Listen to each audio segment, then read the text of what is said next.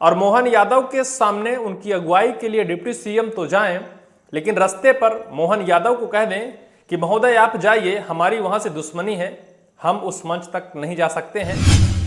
ये जिस तरह से अभी विपक्ष को टारगेट करते हैं, अगर इनको मौका मिल जाए, अवसर मिल जाए, तो ये विपक्ष की तरह ही अपने ही राजनीतिक दल के डिप्टी सीएम के ऊपर भी कटाक्ष करने लगे, क्योंकि जितना विपक्ष इनका दुश्मन नहीं होगा, उससे कहीं ज्यादा इन्हीं के पड़ोस में बैठे मध्य प्रदेश के डिप्टी सीएम राजेंद्र शुक्ल हैं। कट्टर जातिवादी, कट्टर हिंदूवादी, कट्टर राष्ट्रवादी तो आपने देखा होगा, लेकिन क्या कट्टर राजनेता आपने देखा है?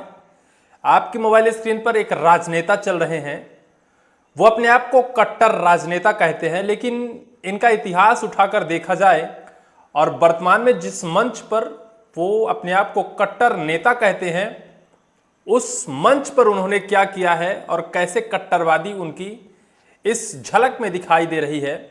दरअसल बीते दिनों मध्य प्रदेश के मुख्यमंत्री मोहन यादव मध्य प्रदेश के बिंद और बिंद के तेउथर विधानसभा में एक बड़ी जनसभा को संबोधित किए।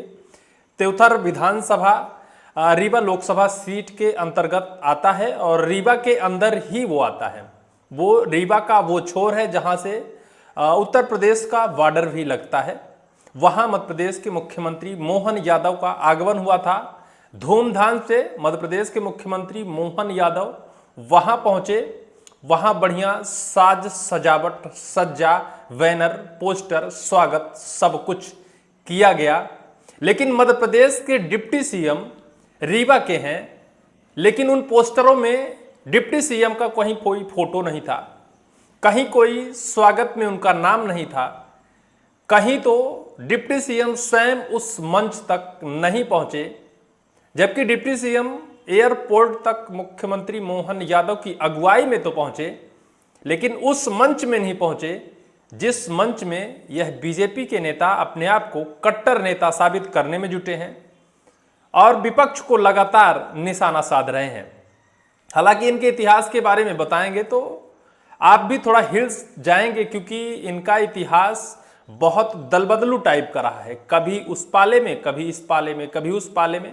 अब ये इस पाले में आए हैं तो इस पाले में आने के बाद उस पाले को ये लगातार गाली दे रहे हैं, लगातार उनको कटाक्ष कर रहे हैं, उन पर टारगेट कर रहे हैं, उनकी कमियों को निकाल कर रख रहे हैं।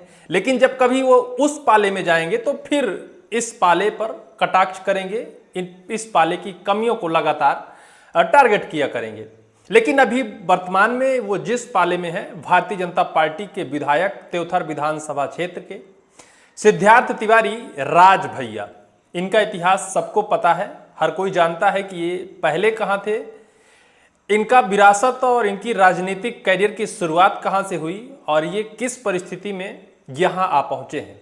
लेकिन इस परिस्थिति के बावजूद भी इनके रिश्ते और संबंध किस तरह से बीजेपी के बड़े नेताओं से है, किस तरह के इनके संबंध इनके बहुत नज़दीक डिप्टी सीएम राजेंद्र शुक्ल से है, यह पोस्टर और बैनर साफ तौर पर साबित करता है।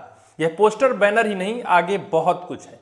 दरअसल मध्य प्रदेश के मुख्यमंत्री मोहन यादव तेउथर विधानसभा क्षेत्र आकर बड़े बड़े कार्यों का शिलान्यास और भूमि पूजन किया, कई कार्यों की घोषणा की और स्वर्ग बनाने की बात कही। तेउथर विधानसभा क्षेत्र में बहुत कुछ देने की बात कही। होगा क्या, ये तो वक्त बताएगा। वहीं वहां पहुंचे रीवा लोकसभा सीट के सांसद जनार्दन मिश्रा ने भी अपना उद्बोधन रखा और उद्बोधन में अपने दुश्मनी निभाने वाले विपक्ष पर लगातार कटाक्ष किया और उन पर लगातार टारगेट किया। जो कुछ भी कहा सब कुछ सही था, उस पर कोई दो राय की बात नहीं थी।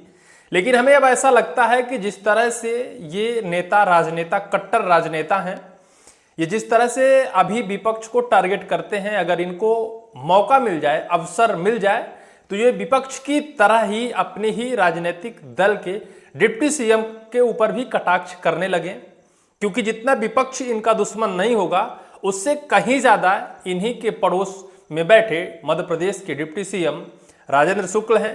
क्योंकि राजेंद्र शुक्ल रीवा जिले के धाकड़ कद्दावर नेता हैं, बहुत ही पावरफुल नेता माने जाते हैं।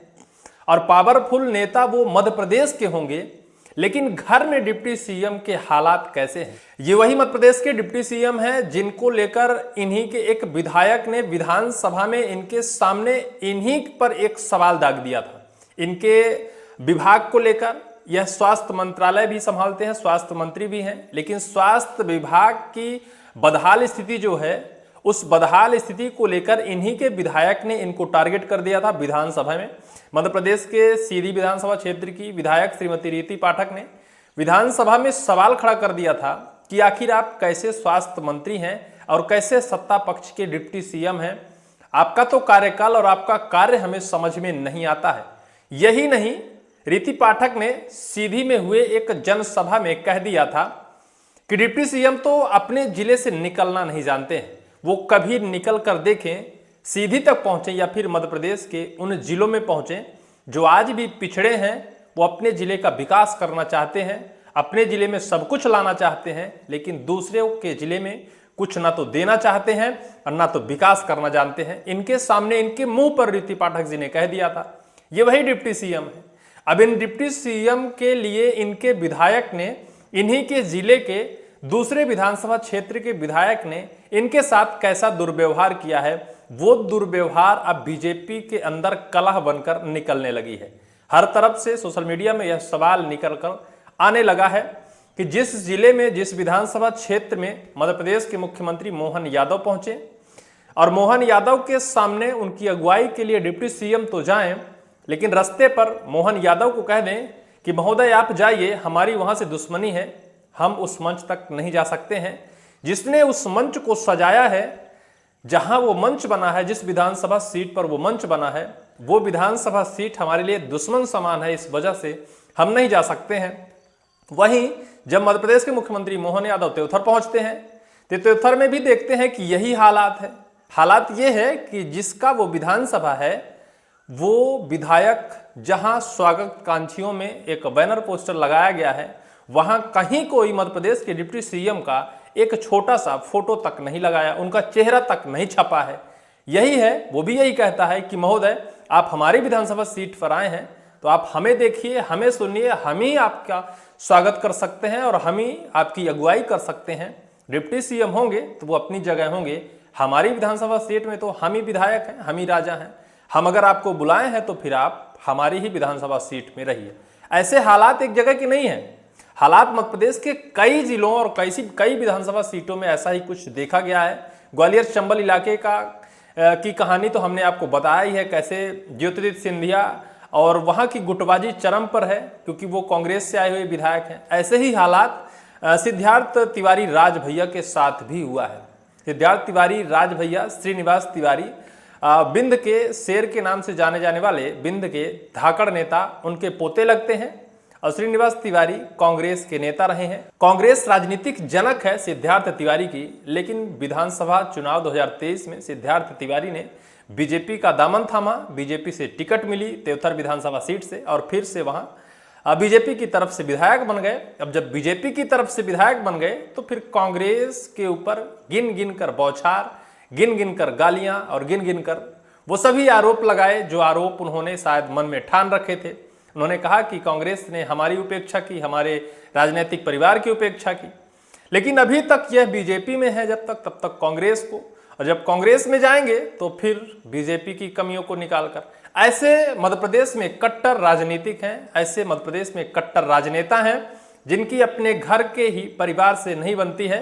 वो अपने आप को कट्टर राजनेता और समाज सेवक, जनप्रतिनिधि अपने आप को कहते हैं। आखिर कैसे मान लिया जाए? मध्य प्रदेश के मुख्यमंत्री भी बुरी तरह से अब फंस गए हैं, क्योंकि डिप्टी सीएम और सिद्धार्थ तिवारी के बीच के रिश्ते को अच्छे बनाने के लिए पूरी जोर तोड़ तो लगा रहे हैं, लेकिन इन दोनों के बीच अच्छे रिश्ते बनते नहीं नजर आ रहे हैं, क्योंकि राजेंद्र शुक्ल धाकड़ नेता हैं, वो किसी की सुनते नहीं हैं। सिद्धार्थ तिवारी तो कांग्रेस से आए हुए नेता हैं, वो भी कहते हैं कि भैया ज्यादा परेशान मत करो, नहीं तो फिर मैं अपने घर जा सकता हूं। ऐसा कोई बहुत बड़ी बात नहीं है कि मैं बीजेपी में आ गया तो बहुत कुछ नहीं कर सकता हूं। ये सब हालात बद से बदतर हो गए बीजेपी के अंदर। अब राजनीतिक गलियारों में चर्चा ये होने लगी है कि जैसे कांग्रेस जिस रास्ते पर जाकर इस बुरी हालत में पहुंच गई है, उसी रास्ते अब बीजेपी के भी नेता जाने लगे हैं। तो क्या बीजेपी का भी वही बुरा हाल होगा? अब ये तो आने वाले वक्त पर ही साफ होगा। लेकिन जो कुछ भी त्योथर विधानसभा सीट में हुआ है सब कुछ सही नहीं हुआ है, या फिर बीजेपी बिंद में जो नेताओं के अंदर गुटबाजी है वो सब कुछ ठीक नहीं है। यही वजह है कि बिंद आज भी पिछड़ता जा रहा है। एक दूसरे के ऊपर जिस तरह से टांग खींचने का काम आपस के ही एक ही राजनीतिक दल के नेता करते हैं, ये निश्चित तौर पर क्षेत्रीय विकास में बाधा बन रहा है। इस पूरी वीडियो को लेकर आपकी क्या राय है, कमेंट सेक्शन पर कमेंट कर जरूर कहिएगा।